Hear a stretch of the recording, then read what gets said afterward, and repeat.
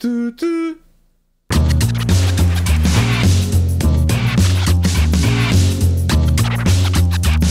Hey, salutations terriens, c'est Miko, j'espère que vous allez bien, bienvenue dans cette nouvelle vidéo dans laquelle je vais découvrir le deuxième épisode de la série Star Trek Strange New Worlds, disponible enfin sur Paramount+.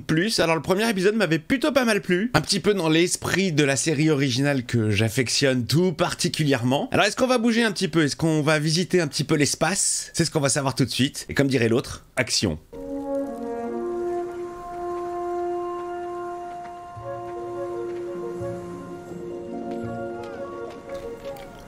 J'ai sorti les popcorn pour le coup.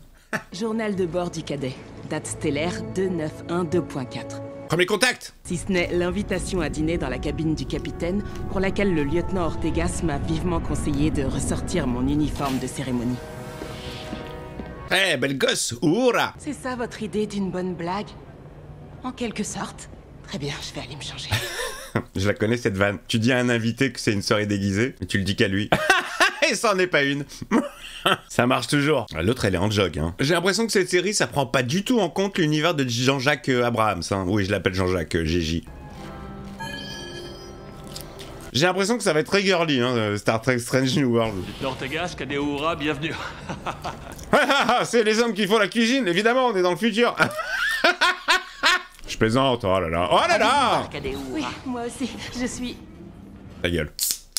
Vous venez d'offenser Emmer, notre nouveau chef ingénieur. Et il fait flipper l'Andorien, hein. Les yeux blancs, moi ça me fait peur, ça m'a toujours fait peur les yeux blancs. Dans Superman 3, c'est ce qui me faisait le plus flipper quand la sœur de Ross Webster se transforme en robot et qu'elle a les yeux blancs.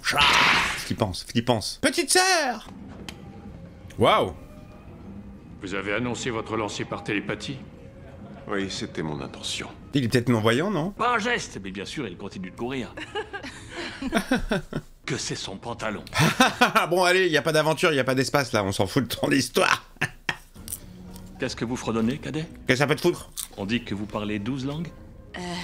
37 en fait. Putain! Wow, impressionnant. Très impressionnant, comme dirait Dark Vador. Bon, et on se fait yesh là! Un peu d'action, un peu d'aventure! C'est pas ça Star Trek, c'est pas du blabla. Enfin si, c'est beaucoup de blabla. si. Mais du blabla technique, on comprend pas. Je m'en fous là de leurs histoires perso. J'imagine que vous avez une spécialité en vue. Vous vous voyez où? Dans 10 ans. Dans 10 ans. Allez, vas-y, zap. Ah là là. Trop long. C'est un trop là. Attends, c'est bien l'épisode 2. Trop long! Pour être franche, je ne sais pas si je me vois continuer dans Starfleet. Ah ouais? Tu veux bosser chez France Télécom? J'ai toujours voulu étudier des langues venues d'ailleurs, j'ai certaines facilités pour ça. Mais oui, bien sûr. Xénolinguistique. Ça, le coup de la xénolinguistique professionnelle, on le doit à J.J. Abrams, hein, parce que dans la série originale, Uhura avait un rôle quand même très limité. Très limité. Capitaine, je reçois un signal. Capitaine, le signal a été rompu. Voilà. Enfin bref, elle avait... Putain, je caille. Eh, ça parle, je caille. Alors, je sais bien qu'il faut introduire les personnages, que moi je les connais déjà. Mais putain, c'est long, c'est très long là. C'est 8 minutes de blabla autour d'une table. J'espère sincèrement que vous trouverez un endroit où vous vous sentirez utile. Là, tu dis pas que c'est Star Trek? À part le petit logo, ouais, c'est sympa. C'est quoi, c'est le dîner de con, version américaine? Vous devriez envisager de laisser votre place à quelqu'un pour qui ça l'est. Ah ouais, c'était pas content de casse-toi. Dans les films de J.J. Abrams, il y avait une romance entre Spock et Uhura. J'y ai jamais cru, moi. On s'en fout des rapports humains. En plus, il est marié. C'était vraiment genre petit coup de modernisme, mais ça marche pas. Après, c'est vrai que dans la série originale, elle le draguait. Sur 2-3 épisodes, on sent Uhura qui drague un peu Spock, qui n'est pas insensible à ses charmes, mais bon, il est plus porté sur la logique. Bon, ça blablate toujours là, sinon? Je refuse de croire qu'il n'y a pas d'autre issue. C'est pas possible ces séries où ça blablate pendant des heures. Il y a un problème avec la comète. Ah! Enfin! Allez! Elle se dirige tout droit vers... Oh! Simulation, bien sûr. Évidemment. La simulation effectuée par l'ordinateur suggère que Je connais trop cet univers. Moi j'ai vécu là-dedans, là, dans ma tête. Perséphone 3 est un monde de classe M.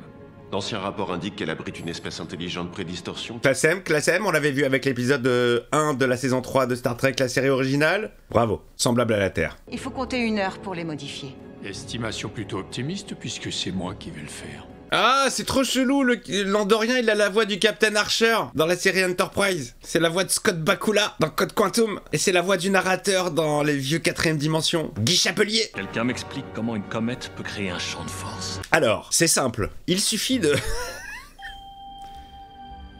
Oh putain, générique. Ah ouais. Espace.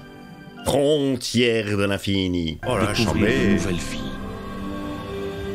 D'autres civilisations. Mortel. On a tout le détail du vaisseau en fait, en extra close-up. Waouh. C'est très coloré, hein. C'est hyper coloré. Ta ta ta ta ta. C'est cool d'avoir repris le générique original. Ah, c'est magnifique, hein. Ça faisait un peu synthèse là. Et pfiou. Yeah! Star Trek Strange New Worlds avec la typo de Star Trek. Joli. Franchement, de tous les génériques, c'est le plus joli, je crois. Des 25 séries Star Trek. Allez, ça commence. On a essayé toutes les formes de communication et de balayage. S'il y a de la vie sur la comète, elle est introuvable. En revanche, on a détecté une structure. Ah? Elle est énorme. Titre.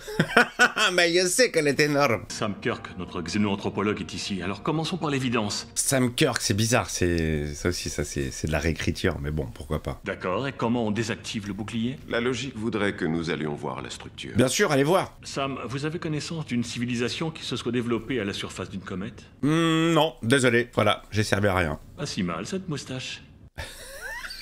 Ah, la pornstache. Vous voulez apprendre de nouvelles langues? Profitez de cette occasion. Blablabla. Allez, Aura, tu vas sortir. On n'a pas de temps à perdre. Kirk ou Uhura, Ah là, ça fait bizarre de réentendre ces noms. J'adore. vous êtes prêts? Je suis tout à fait capable de gérer toute douleur que vous m'infligerez. Oh, quel beau gosse. Merci, lieutenant. J'ai beaucoup de mal avec ce Spock, hein, je vous le dis. J'ai vraiment du mal. Non, mais c'est ça d'être attaché à Leonard Nimoy. Il y en a qu'un de Spock, c'est lui. Les couloirs, putain, ils sont magnifiques. Je tiens à saluer vraiment, vraiment, non pas le département décor, mais la femme de ménage qui fait tout briller. Regardez-moi cette salle de téléportation, elle est plus grande que ma chambre. Énergie, monsieur Kyle. Oui, c'est la radio sur laquelle je travaille. Allez hop, c'est parti. Est-ce que tu te rends compte qu'il neige dans ma chambre, bordel de merde? Ça va? Oui. Ah, les gars, ils sont sur la comète là, c'est ouf. Beaucoup de poussière, hein. Très très emprunté à Stranger Things. Stranger Things et la poussière du monde à l'envers, ça a vraiment fait des émules. Hein. Ça fait un peu alien aussi, je trouve, les structures. Une boule. C'est peut-être des Marseillais. Oh putain, ils sont fans de pétanque. D'après mes relevés, l'atmosphère ici est parfaitement respirable. Enlevons nos casques. C'est Marc. Salut Marc. D'après vous, c'est décoratif ou linguistique? C'est à moi que vous demandez? Bah oui, c'est toi la spécialiste. Mais si vous êtes là, c'est pour une raison. Allez, tu vas bosser un peu? C'est peut-être un code? Je ne sais pas. Ça fait un petit peu penser au film Sphère, cette image des astronautes devant une boule. Il est important. Mais je ne sais pas en quoi. Vous pensez que ces marques sont une sorte de panneau de contrôle? Il était chelou ce film. Je me souviens plus s'il était bien ou si c'était de la merde. Je crois qu'il a un casting de ouf, que l'idée est pas mal, mais que le film est bidon. Je crois, dans mes souvenirs. Oulala. Non, je ne suis pas sûre que ce soit... Il y a quelque chose qui s'est déclenché. Je détecte une dangereuse accumulation d'énergie. Vas-y, vas-y, bouge. Touche pas, touche pas. Vite, il faut lui enlever son casque. Voilà, alors ça, c'est pas très logique. Hein. Un mec de Starfleet bien entraîné, il va pas toucher une forme de vie inconnue. Mais s'il avait pas fait ça, il y aurait pas eu d'épisode. Voilà. Le lieutenant Kirk est blessé. Vous devez nous téléporter. Il faut pas une décontamination d'abord? Prêt. Ah ouais, le cœur s'est arrêté. Énergie. Oui, c'est la radio sur laquelle je travaille de temps en temps. Capitaine, le champ de force. Il s'est activé. Oh! Ils vont pas pouvoir les téléporter. Allez, à la prochaine, il revient à la vie. Il est stable pour l'instant. Pour l'instant. On est coupé du vaisseau. On est tout seul. Ouais! Fondu au noir! Bien sûr. Ah, pas fondu, non. Cut. Typiquement un scénar de Star Trek. Équipage coincé sur une planète chelou, un astéroïde, coupé du vaisseau. Ils doivent se démerder. Là, ils vont essayer d'apprendre à communiquer avec la boule. Il semble que la comète souhaite nous garder ici. Quel genre de comète c'est qu'on lui marche dessus? Une comète intelligente. Il y a une intelligence. Et vous êtes la seule experte en linguistique ici. Ouais. Grosse pression pour Uhura le premier jour de classe. Sors-nous de là, meuf! Y'a que toi qui peut le faire. Pendant ce temps-là, sur la planète qui doit recevoir le météore...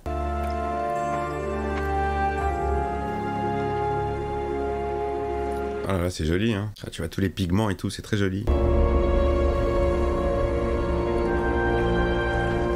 Au début, avec la capuche, ça me faisait penser aux extraterrestres dans Thor 4. Les mecs en bleu. Voilà. Et 4 des nôtres sont piégés sur cette comète. Des idées. En utilisant des harmoniques? Des harmonicas, vous voulez dire? C'est un bon plan, j'aime bien. Lieutenant Ortegas, à vous de jouer. Beaucoup de meufs, hein. J'essaie seulement de ne pas avoir l'air dépassé. Trop honnête? Elle a pas assez confiance en elle, mais je suis sûr qu'elle va trouver la clé du mystère. Votre petite amie doit adorer ça, non? Je n'ai pas de petite amie. Mademoiselle Chapel. Mademoiselle Chapel n'est pas ma petite amie. Ah, début de rapprochement. Je trouve que le meilleur moyen de relâcher la tension est d'appliquer une logique rigoureuse. Ah voilà, la lourdeur du gars. Il y a une connexion qui se fait entre les deux là. Ah ah! Avoue, tu kiffes sur ses oreilles, hein. Tir de projectile. Qui a tiré? C'est la comète qui se défend? Je dirais 2. Qui? Un truc géant? Oh putain! Oh la vache! Le suppositeur de l'espace. Ici le capitaine Christopher Pike du vaisseau Enterprise de la Fédération. Qui êtes-vous et pourquoi attaquez-vous notre vaisseau? Nous sommes les bergers. Et nous parlons français. C'est ainsi que le traducteur le comprend, en tout cas. Oui, voilà. Il faut savoir que dans Star Trek, il y a des traducteurs automatiques, en fait. Ça arrange. C'est bien plus qu'une Ça explique. comète. Putain, ça, il fait très très synthèse, ce personnage. Super synthèse, hein. On dirait qu'il est en train de mater une cinématique de PS4. Si vous tentez quoi que ce soit, nous n'aurons pas d'autre choix. Ouais, détruire. Scannez le vaisseau. À quel type d'arme avons-nous affaire? Je vous entends toujours, capitaine. Votre micro est resté branché. Si Mahanit veut que la planète meure, disparaisse, ou même choisisse de mourir avec elle, alors voilà ce qui arrivera. Voilà, faut pas faire chez Manainit. Faire exploser une planète habitée n'est pas prédéterminé. Vous avez dit être un homme raisonnable, capitaine. Mais c'était avant. Ils sont bien plus rapides que nous et leur système de combat. En gros, mieux vaut pas les contrarier. Bah bien sûr, t'as vu la taille du vaisseau, gars? Enfin, un meuf. Il faut gagner du temps pour que l'équipe au sol désactive le champ de force. C'est ça, continue à parler avec l'extraterrestre. La Fédération n'interfère pas dans le développement des espèces, mais elle ne les laisse pas non plus mourir. Nous ne voulons pas manquer de respect à Mahanit. Ouais, mais c'est une mort naturelle, enfin, qu'est-ce que tu veux faire Mais votre équipage a profané le temple qui se trouve à sa surface. Il sait qu'il y a des gens. Mahanit sera leur tombe. Ce tombeau sera votre tombeau. Trouvez vite un moyen de récupérer l'équipe. Brisez toutes les lois de la physique s'il le faut. Alors, Comment il va? Il est stable. il est stable. Gros rôle, hein, pour Kirk, hein. Gros rôle. Ok, elle a pas confiance en Uhura pour l'instant. Ne vous inquiétez pas, elle va trouver, et à la fin ça va être bien joué. Je croyais pas en toi, mais finalement, tu vas être ma super copine. Puis-je supposer que c'est aussi la première fois que votre vie est en danger? Oui. Ah là là, on est reparti sur les conversations là, interminables. La confrontation avec notre mortalité nous amène à prendre de la hauteur. Prends de la hauteur. Bla bla bla bla. Oh, la comète, elle réagit à la chanson. La grotte semble réagir à votre voix. Mais oui, j'aurais pu faire partie de l'équipage, putain. Casse-toi, Spock, laisse-moi la place. Je me tire les oreilles, je me fais la coupe au bol. Elle est en harmonie, mais bien sûr, elle a trouvé un système de communication. Génial, c'est une salle de concert. La musique. Dans la peau. C'est sensible à la musique. Capitaine, je crois avoir trouvé. Quel genre de signal? De la musique. C'est joli, hein. C'est les sons avec lesquels je m'endors la nuit contre mon acouphène. Beat It de Michael Jackson. La musique, ce n'est que des codes sonores lesquels peuvent être désignés par des nombres. C'est une partition, c'est une partition. Chaque note vibre à une fréquence spécifique. Doublez cette fréquence et vous obtenez la même note une octave plus haut. Et voilà, elle a trouvé la solution. Que l'un de vous fasse comme moi. Allez. Là, ils vont en faire un canon. Allez, Spock, chante.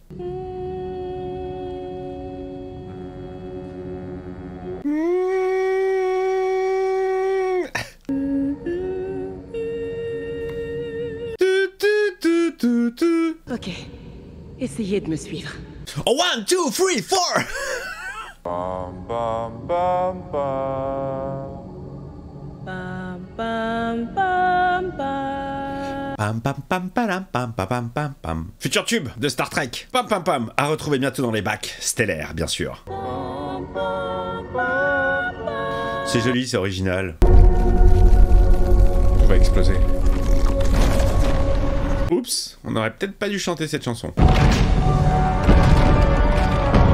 Ils ont cassé la coquille. Ils vont pouvoir se faire une omelette géante.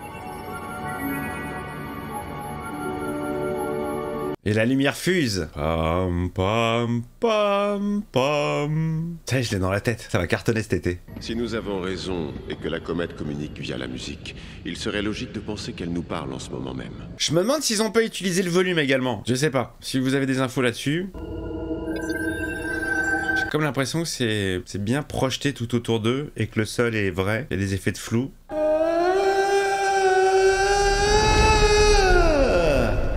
Pardon. Le champ de force de la comète. Il est désactivé. On les a, c'est bon. Ouais, génial. Un peu d'action. Ah, grand rôle, grand rôle. Les bergers nous contactent. Où sont nos chèvres? Eh bien, techniquement... Vous avez été prévenus. Parlons-en, essayons de trouver un terrain d'entente. Ils arment leurs torpilles. Ils lancent des torpilles, capitaine. J'en détecte 3 en approche. On les a clairement contrariés. Tchou, tchou, tchou. Le bouclier, il est à combien? Bouclier à 50%. Ok, merci pour l'info. On dirait que vous aimez bien rappeler aux gens les délais, monsieur. Elle n'a pas tort, Spock. Petite vanne entre deux torpilles à protons. Bouclier à 25%. C'est pas beaucoup ça, hein. Et... tirez. Oh, joli. On n'a plus de champ de force, alors comment bouger la comète? Je peux descendre pour pousser si vous le voulez. Et si ce n'était pas nous? Ah. Et si la comète se déplaçait toute seule? Mais oui, il suffit de chanter. C'est The Voice de la comète en fait. Oui les loups, ça se passe sur la comète. Impulsion maximale. Impulsion maximale. Lancement de la manœuvre d'évitement Ortegas Gamma 1. Manœuvre d'évitement, Ortegas? Oui, je viens de l'inventer. La meuf, elle s'est donné un nom de manœuvre en fait. Alors certes les amis, les combats spatiaux sont pas aussi rapides et ouf que dans Star Wars, mais c'est pas le propos de la série. C'est même très rare, hein. Dans la série originale, c'était du face to face. Donc ça c'est du bonus, ça, hein. C'est plutôt sympa. Il y en a eu hein, après, attention, hein, je dis pas dans The Next Generation contre les Borg, contre... Mais bon, on n'est pas dans du Star Wars en mode... Je confirme. Capitaine! Attendez. Il va y avoir un truc avec la comète.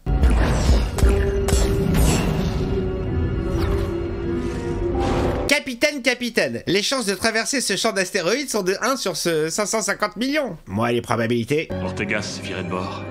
Ah, je crois que c'est déjà fait, capitaine. Elle a déjà viré de bord. Opérateur, coupez tout, sauf les systèmes de survie. Mec se trompe de bouton. Renseigne Christina, je suis prêt pour les bergers. D'accord. J'habite dans quelle chambre? Nous allons percuter la comète, ce qui détruira notre bâtiment. Et la résine de trilithium dans notre réacteur de distorsion s'enflammera et détruira la comète. Mon Dieu. Ah, il réfléchit à 2 fois. Je vous donne ma parole qu'il n'y aura plus de contact avec votre Mahanite. Mais oui, il va accepter. Les bergers viennent d'activer un rayon tracteur. Ils sont sortis d'affaire. Il était caché, le petit coquin. Petit zoom. Petit dézoom. La surface semble réagir. Oh là, dangereux, dangereux. Oh là là, séparation de la comète. Flair, méga flair. Poussière sur la caméra. Maintien de la position. À 4 pattes. Ah, c'est chaud, hein. Oh là, c'est chaud. C'est beau. C'est quoi qu'il arrive, il reste calme, le gars. Aucune émotion. Il fait quoi, là, Spock? Je comprends rien.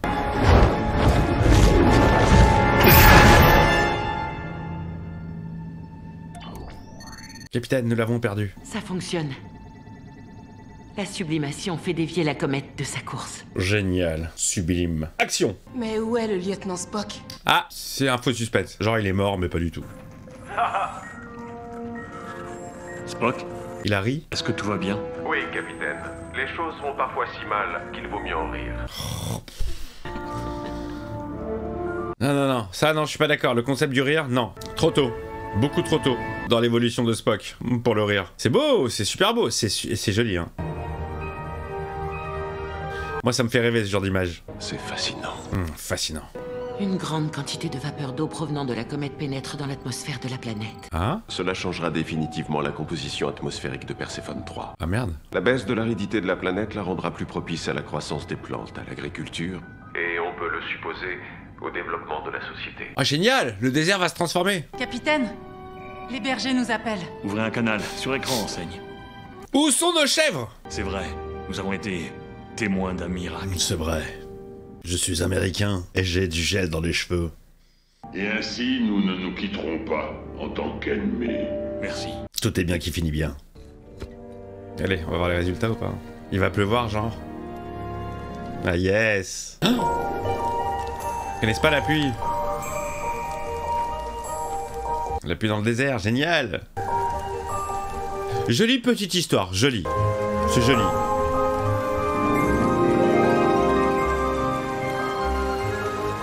Voilà, bienvenue en Bretagne.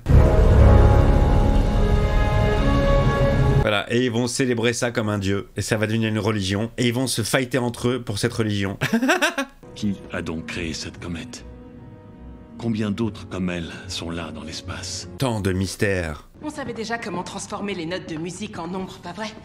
Elle a pris de l'assurance, dis donc, hein. Et dans la démarche et dans le retourné, c'est bon, je maîtrise tout maintenant. Vous suggérez que la comète nous disait qu'elle n'avait pas l'intention de heurter la planète? Absolument, on a fait tout ça pour rien. Vous dites que la comète a envoyé ce message avant que Spock ait pu corriger et modifier sa course. Absolument, Spock n'a rien fait du tout. À moins d'avoir prévu votre vol. Bim. Vous insinuez que la comète avait connaissance des événements... La comète est intelligente, elle est beaucoup plus intelligente que vous. Merci pour votre rapport, cadet. Sexuel. Consenti, bien sûr. Et majeur. Comme je l'ai dit, beaucoup rêvent d'être dignes de Starfleet. Ouais, finalement, je vais rester, c'est plutôt pas mal comme job, c'est cool. Je suis conscient que vous n'êtes pas venu à Starfleet comme la plupart d'entre nous. Eh, les pattes de Spock, là, ils ont abusé sur la pointe, franchement, c'est super abusé. Un petit bloc de glace et de poussière errant dans l'espace apporte la vie. Quel philosophe, ce capitaine. Je parie qu'aucun d'entre nous n'aurait pu deviner de quelle façon. Ah là là, elle est magnifique. Donc ce n'est pas parce que vous recevez un message du futur que vous en comprenez le sens. Ah! On ne parle plus de la comète, là. Non, on parle de ton futur à toi. Comment savez-vous que vous ne pouvez pas faire un autre choix? Parce que nous, on le sait qu'il va finir dans cet état. Et si votre destin était ce que vous en faites? Non, c'est pas possible. Il doit finir comme il doit finir. Recherche toutes les infos disponibles sur les citoyens de la Fédération suivants. Qui? Dusty Swander. Je connais pas. Tekiel Dawn. Aucune idée. Moulik Al-Alcazar. Je connais pas. Yudo Oshide. Ah, il fait une nouvelle pub Benetton. Andrea Lopez. Mais qui sont ces gosses là? Fin. Outlast sera un petit mystère genre qu'ils vont développer plus tard en fil rouge. Voilà les amis, fin de l'épisode numéro 2. Star Trek Strange New Worlds. Pas mal, mignon, mignon. Ça a mis du temps avant de démarrer, hein. Putain, le début était vraiment chiant. Tout ce qui se passait dans la cabine du capitaine à table, c'est pas très intéressant. L'histoire en elle-même, oui, c'est original. Voilà, le premier contact avec une forme d'intelligence où la communication se fait par le biais de la musique. C'est plutôt original. Pas mal, ouais, pas mal. Franchement, pas trop mal. Plein de couleurs. C'est là que tu vois l'imagination des auteurs, jusqu'où ils peuvent aller. Bon, bah voilà, le voyage commence. Le voyage continue. Je vous salue, les amis. Je vous souhaite, évidemment, longue vie, prospérité. Le pouce dans le cul de Spock. De toute façon, il n'a aucune émotion. L'abonnement, si c'est pas fait et si ça vous plaît. Je vous fais des bises et je vous dis à très vite.